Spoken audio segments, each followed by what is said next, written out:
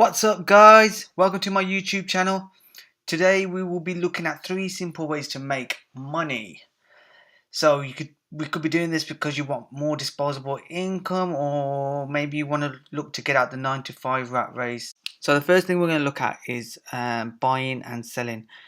Now the first step into buying and selling is to buy right. So you want to get the best price possible. This is so that you can obviously sell at a better price and be more competitive. So I believe the first two platforms to look at is eBay and Amazon. The platforms are set up so that you can sell quick, fast. Obviously, you have to pay your fees towards Amazon and eBay, but you just build that into your cost. Add 10% on whatever you sell, 10, 20%, whatever you think you can make, depending on what everyone else is selling these items at. You can obviously make a lot of money there. Okay, so my first tip would be obviously to find products that you can buy in bulk. So source some local manufacturing companies around your area, see what they're selling, something that obviously you want to be able to post, not make too much money out, because obviously there are manufacturing companies that do sell directly on eBay and Amazon. So you want to buy a larger bulk to be as competitive, but obviously take a bit of the market share where you can be as competitive on eBay and Amazon. So you can also use websites such as Alibaba.com. Now you'll have a list of suppliers, and depending on what product you're searching for, that will have some rated sellers, trustworthy sellers that Alibaba likes to rate them as. And what you can do is obviously get a price off one manufacturing company and compare it with other, let's say for instance 2-3 companies, and see if you can get the best price. Try it first obviously by buying some samples, just to make sure the product is worthy before you do actually invest in a large lump of stock. Okay, I'm just going to show you a quick tip on Amazon.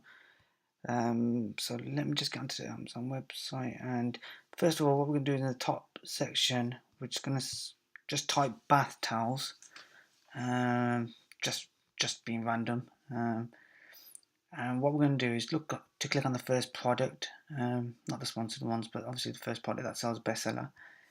And we're going to go for the description area, which is really alongside, like around the middle of the page. Now the middle, what it does, this section tells you is what the best selling products are. Mostly, like say for instance, see the top 100 in the home and kitchen area, which gives you obviously the best 100 items that sell quickest on Amazon. This gives you an idea of obviously what sells, so you can obviously try sourcing these products and just be as competitive. Okay, so once you've got your products in stock, listing on eBay and Amazon is simple. They make the process a lot more simple these days. You can obviously on Amazon sell a product that's already listed on there and just provide your price.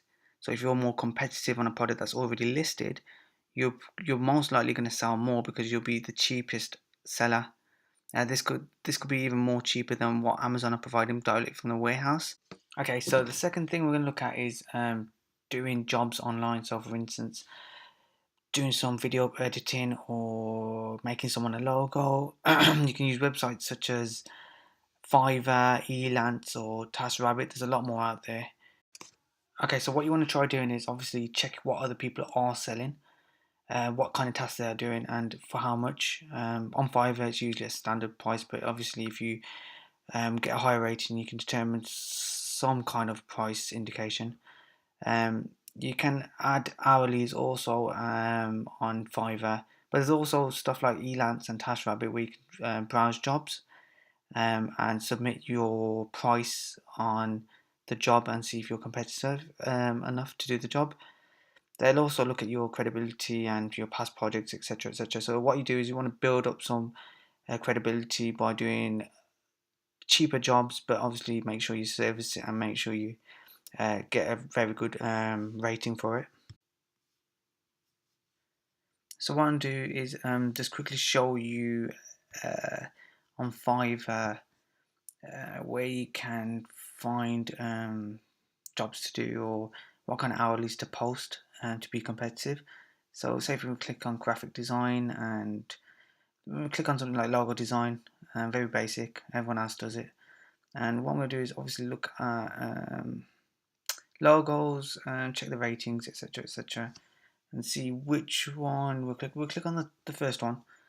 Um, it's got 39,000 views, and obviously the basic option is 398, and what you can see at the top where it says 276 orders in queue, and that basically shows that they have that many orders left. So I'll just do a quick count of how much it is. So obviously in pounds it's £3.98. We're going to multiply that by 276, and say for instance it takes them a couple of days to do that. Or obviously it'll take more than a couple of days, maybe 3 days, 4 days. They're turning over about £1,000 revenue. So when you post these hourlies and obviously do jobs for people, always be competitive. Don't do too cheap, because obviously people who are thinking it provide a cheap price not always believe they're going to get a cheap product or service. But you want to be competitive, but also don't want to devalue your worth. Always provide a great product with an excellent service. Obviously this entices other customers or people who want to use your service, and give them an idea of what you're like. Also make your customers, well, you can't make them, but get customers to leave you feedback. This obviously gives you credibility to get more work. Okay, and finally, we're going to look to obviously invest. So you can invest in anything like, for instance, stocks and shares, houses, assets, or if you want to just take the safe option, which in a way is safe, is obviously just save your money in a bank on a high interest rate.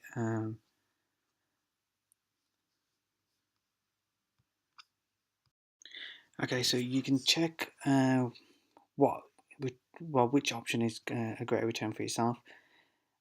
If savings is better for you, so if you're getting a better saving rate, or you get better rates or return trading shares and stocks.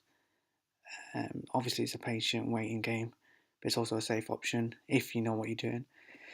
The other option is obviously if you have enough capital to just put down payment on a property, an asset, which gives you a return on your money. So if your, say for instance, your mortgage is $300 but your return is $400, obviously you're having $100 per month to spare, and that's coming back into your account as a disposable income. Also, with the security of having a property, the property you can obviously sell after. Again, with savings, the money's there. The only thing that is a risk is obviously stocks and shares. I'm not really that knowledgeable with stocks and shares, so I couldn't give you so much advice. But if obviously a value of a share drops and doesn't go up for, say for instance, a year, then you could possibly lose thousands with properties. Most of the time it's appreciating, so it's probably a very safe bet. Also, quick tip, guys, obviously just don't spend more money than you earn. You'll be in a deficit and it'll probably take a lot of years to get out of it. Thank you for watching my video, guys. Make sure you subscribe to my channel.